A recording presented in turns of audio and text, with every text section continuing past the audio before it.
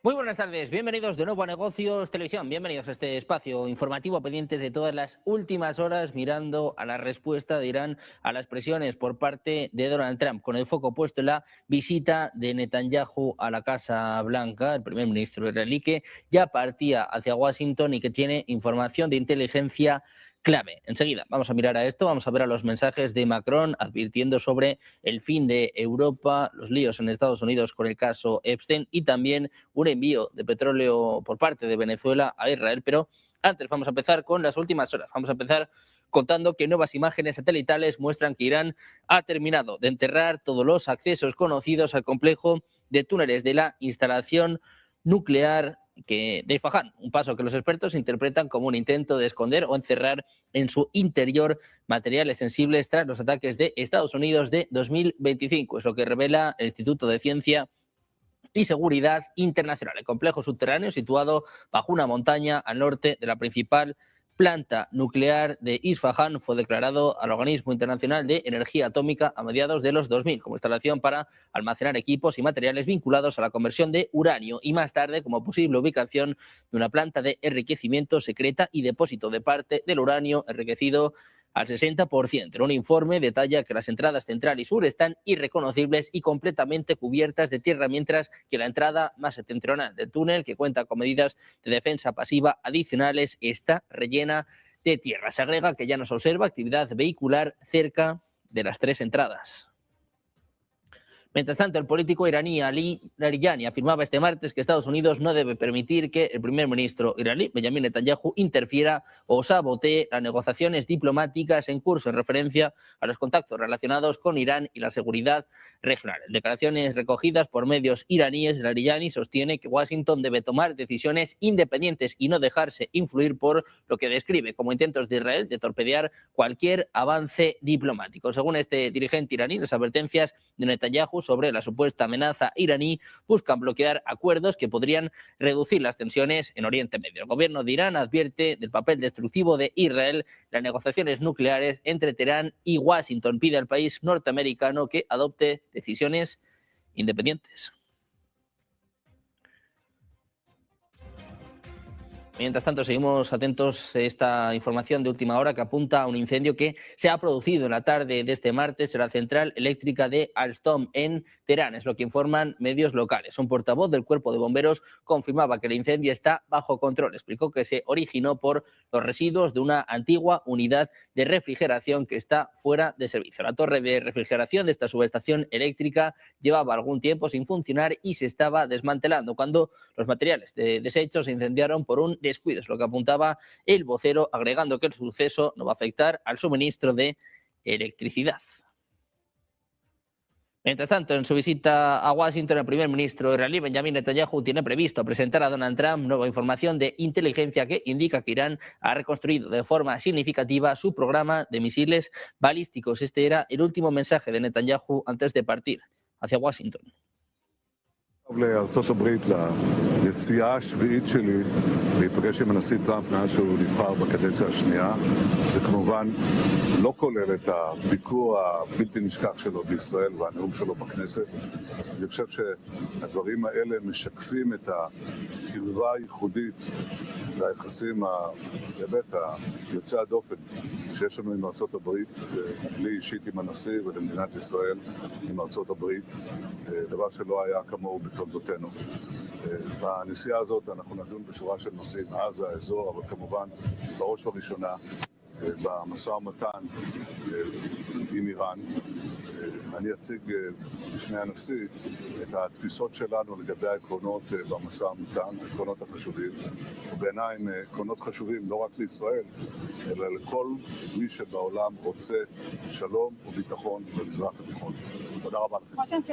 De acuerdo con estas evaluaciones, Teherán estaría tan solo unos meses de alcanzar capacidad que Israel considera una amenaza existencial tras haber recuperado infraestructuras clave dañadas en enfrentamientos anteriores. Las autoridades israelíes sostienen que el avance del programa de misiles iraní, incluso al margen del componente nuclear, representa un peligro directo para la seguridad nacional de Israel. La reunión entre Netanyahu y Trump se va a celebrar en un contexto de crecientes tensiones regionales y de debates en Washington sobre la estrategia de Estados Unidos hacia Irán. El objetivo de Netanyahu es persuadir a Trump para adoptar una postura más firme frente a Teherán.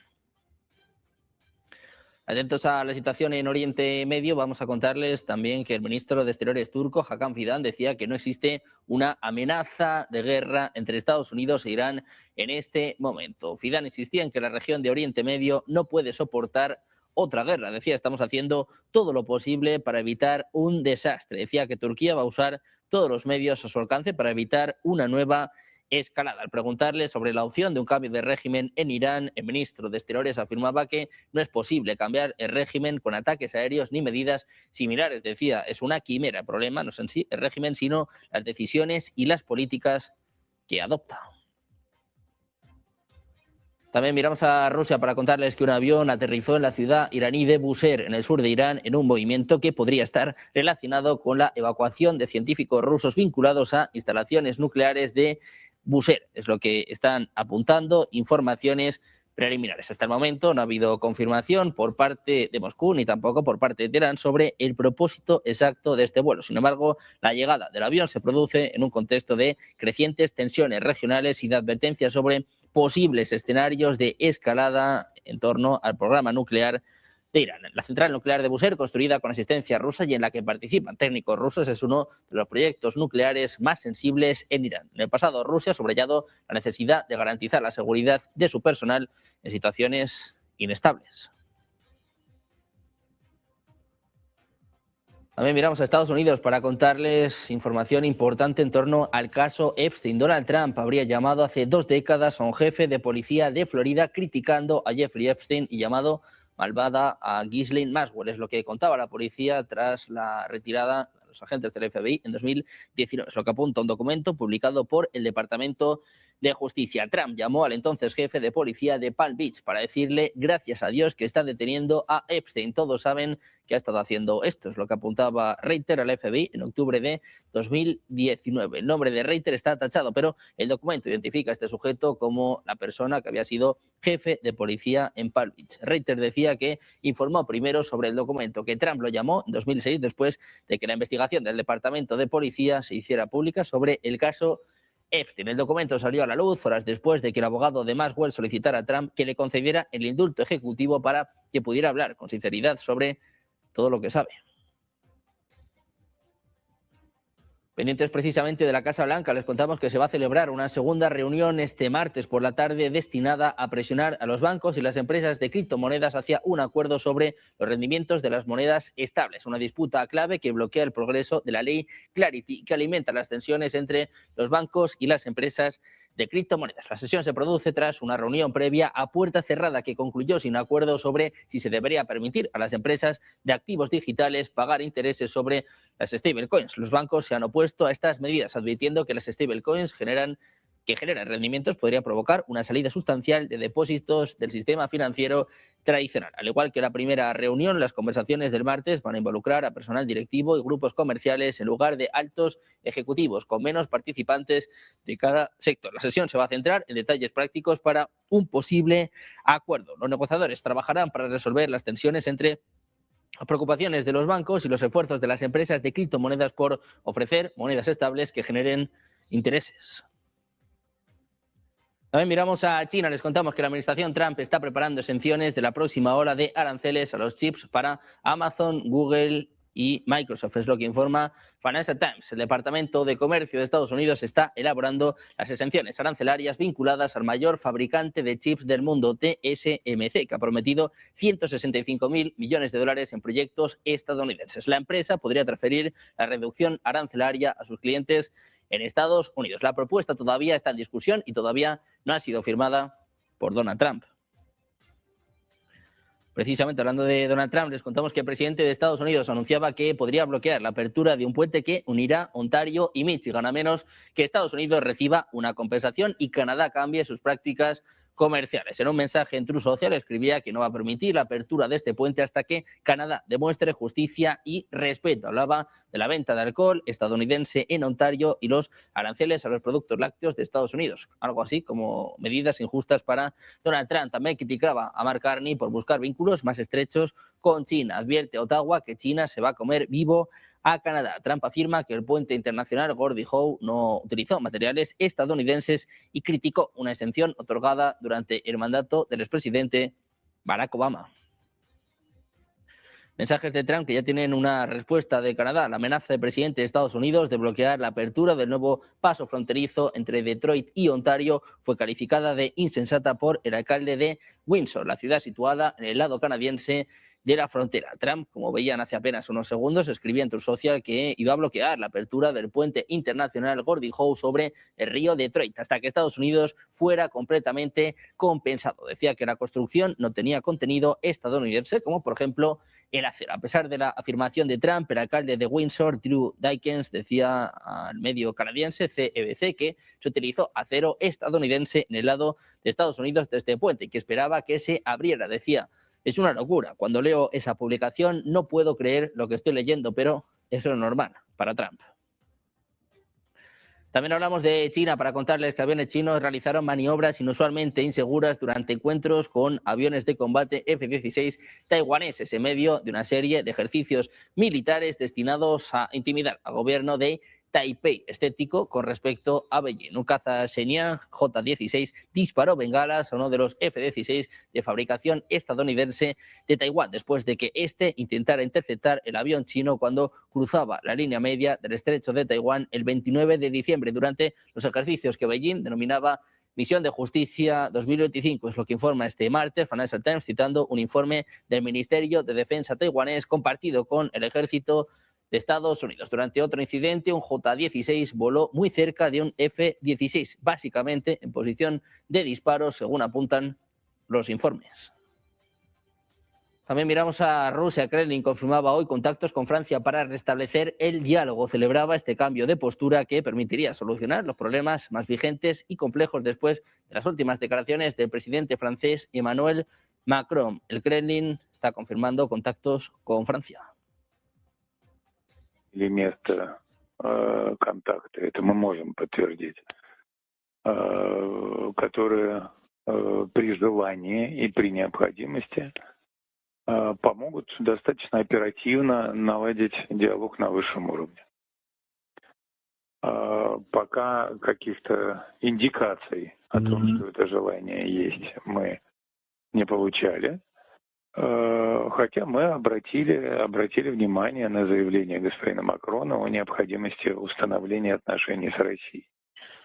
Нам imponieron такие заявления, мы давно говорим. Mientras tanto, les contamos que el representante del Kremlin decía que de momento nos observa que Francia dé muestras concretas de interés en el diálogo, pero señaló que la parte rusa tomó nota de las declaraciones de Macron sobre la necesidad de restablecer relaciones con Rusia. Decía, nos agradan estas declaraciones. Desde hace tiempo decimos que reducir nuestras relaciones a cero es ilógico, contraproducente y dañino para todas las partes.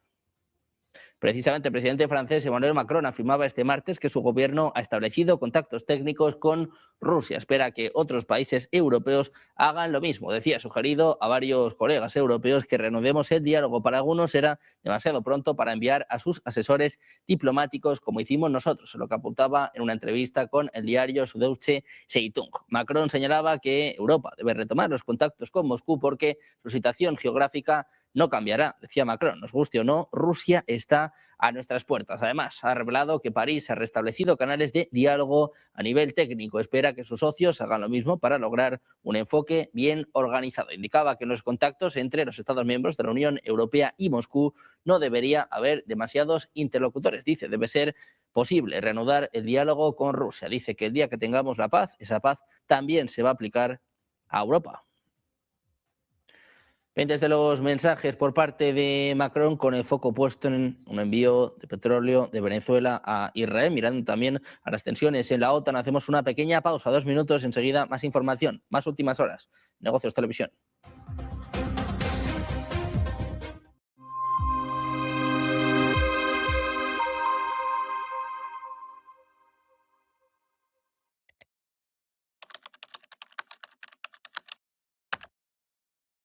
Buenos días, 8 de la mañana es la figura de Charlie. Buenos días, 8 de la mañana. Dicen que al oro le han bajado a la tierra después de la jornada de ayer.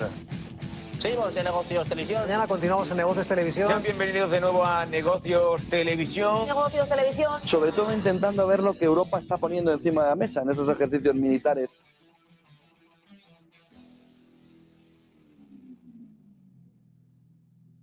¿Tenemos riesgo de una tercera guerra mundial? Sí, puede haber un error de cálculo o de falsa bandera. Dice, van a haber nuevos actores nucleares, ¿no? Y obviamente vamos a entrar a un campo, pues, uncharted, ¿no? Como se dice, que todavía no hemos navegado. ¿Quién está detrás de todo? Es decir, Son los que detentan las bolsas de valores del mundo occidental. BlackRock te maneja 50% de las acciones de bolsa. Por eso tienes ese encono que existe entre los globalistas y los llamados soberanistas económicos. que las grandes tecnológicas podrían ser capaces de constituirse como una especie de Estado supranacional. Presidentes van, presidentes vienen, y el Deep State permanece con sus herederos y su dinastía respectiva. Pensábamos que iba a ser un gran reseteo y más que un gran reseteo está siendo un entorno de vuelta a Estados Unidos, ¿no? El reseteo era del grupo Davos, que está ya más que sepultado, ¿no? El discurso de Trump en Davos, que fue realmente a sepultar el Foro Económico Mundial de Davos y su orden globalista. Estamos hablando de 8 años. 8 años mínimo de evolución que se ha dado en el mundo, donde Estados Unidos vive su declive, 40 millones de deuda, impagables.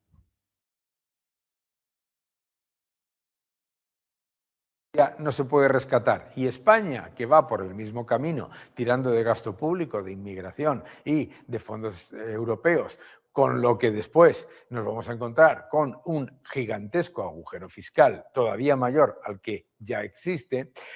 ¿Qué es lo que sabemos? Lo que sabemos es que eso no se puede rescatar. Grecia se podía rescatar, Francia no se puede rescatar, España tampoco.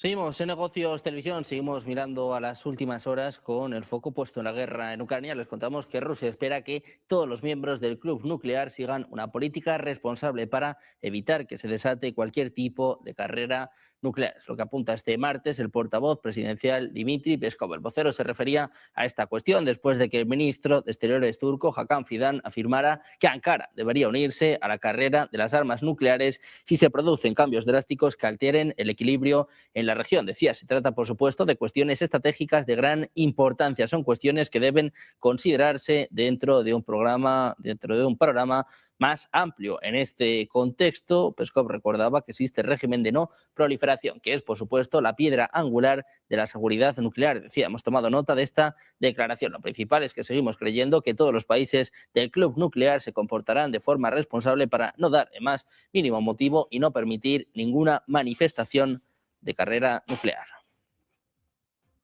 Autoridades rusas han comenzado este martes a restringir de forma parcial el acceso a la aplicación de mensajería Telegram. Es lo que confirman reportes de usuarios en distintas regiones del país. Desde primera hora del día, usuarios han informado de lentitud en el envío y recepción de mensajes, fallas en la carga de archivos multimedia y problemas intermitentes de conexión, lo que sugiere la aplicación de limitaciones técnicas a la plataforma, aunque sin un bloqueo total. Hasta el momento no se ha anunciado oficialmente una prohibición completa de Telegram, que continúa siendo accesible, aunque con un rendimiento degradado. Tampoco se ha publicado una explicación detallada sobre el alcance o la duración de las restricciones. Telegram es ampliamente usada en Rusia tanto por ciudadanos como por los medios de comunicación, autoridades y figuras públicas, lo que convierte cualquier limitación en una medida de alto impacto informativo y social. En el pasado, el gobierno ruso ha acusado a la plataforma de no cooperar plenamente con los reguladores en materia de contenido y seguridad.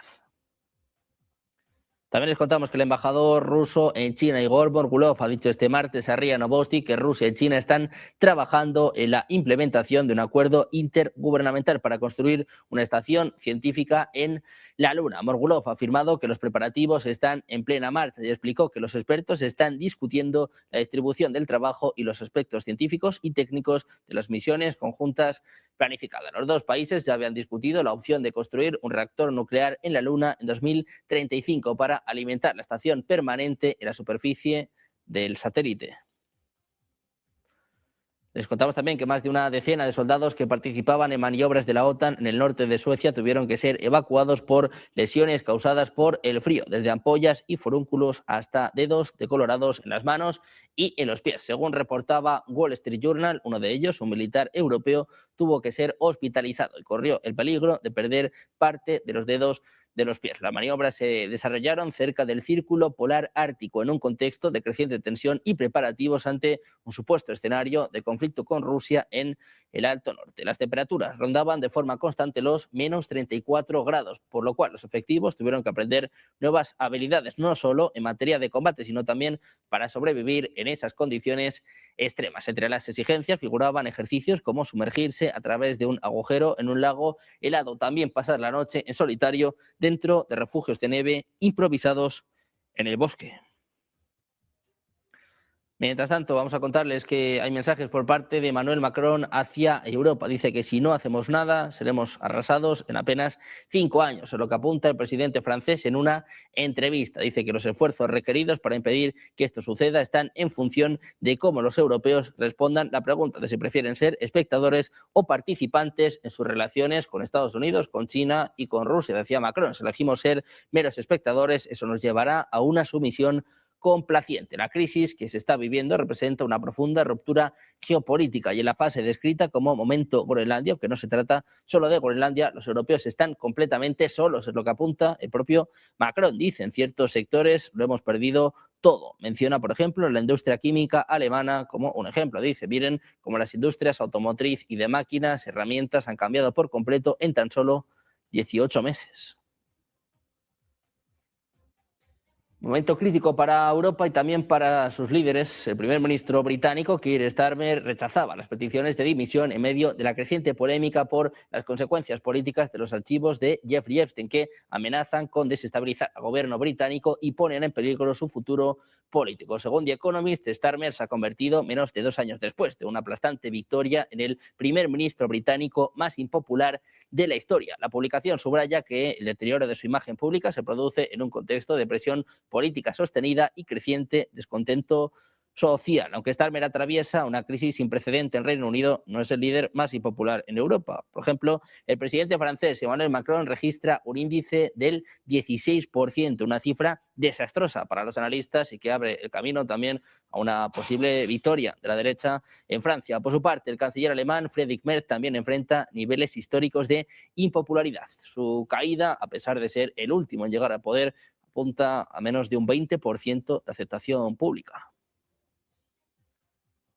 Hablando de crisis, vamos a mirar a España. Les contamos que el gobierno de Estados Unidos está muy preocupado por la decisión del gobierno de aprobar una regularización masiva de inmigrantes en situación ilegal en España, tanto que ya ha hecho llegar por escrito una petición de explicaciones a la Comisión Europea en un mensaje de alto nivel por escrito que ha podido confirmar varios medios en España. El pasado miércoles, de hecho, un alto cargo de la administración Trump se comunicó con un alto funcionario de las instituciones europeas para hacerle llegar la preocupación por una medida que afecta a todo el espacio Schengen. Hay que recordar que los entre 500.000 y 840.000 migrantes beneficiarios de la medida impulsada por el acuerdo entre Sánchez y Podemos recibirán un permiso de residencia y de trabajo en España, pero también que se podrán mover libremente por todos los países de la Unión Europea o externos, pero firmantes del Tratado Schengen, para residir o en busca de trabajo. Es decir, toda la Unión, menos Chipre, Irlanda y otros 4 firmantes como Suecia, Noruega, Islandia y Liechtenstein.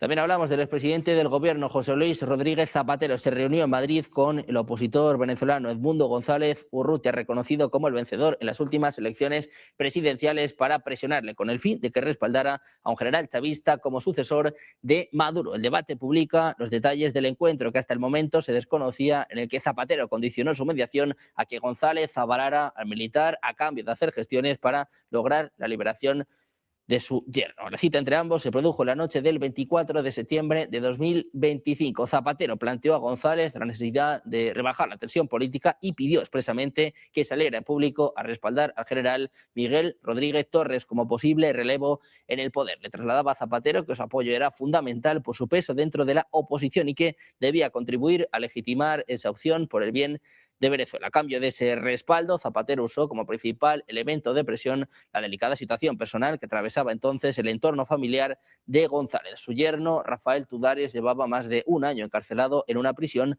venezolana, acusado por el régimen de delitos de terrorismo y conspiración en el marco de una causa ampliamente cuestionada por organizaciones internacionales de los derechos humanos. Hablando de Venezuela, les contamos noticia importante y es que ha enviado su primer cargamento de crudo a Israel en años, lo que representa la reanudación de las exportaciones petroleras tras un largo periodo de aislamiento económico y político. Es lo que informa de última hora la agencia Bloomberg. El envío se dirige al grupo israelí Bazan Group, el mayor procesador de crudo del país. Este movimiento subraya la reinserción gradual de Venezuela en los mercados energéticos globales, con compradores que regresan en medio de un contexto político cambiante tras la destitución de Nicolás Maduro. La operación marca un hito importante para Caracas, que ha estado trabajando para abrir nuevamente sus exportaciones de petróleo después de años de sanciones y caída en los volúmenes vendidos internacionalmente. El cargamento de Israel llega en un momento en que los compradores y refinadores buscan diversificar sus fuentes de crudo y aprovechar nuevas oportunidades de suministro. La recuperación de las exportaciones es vista como un síntoma de la reconfiguración de las relaciones comerciales de Venezuela. Podría influir en otros acuerdos energéticos futuros a medida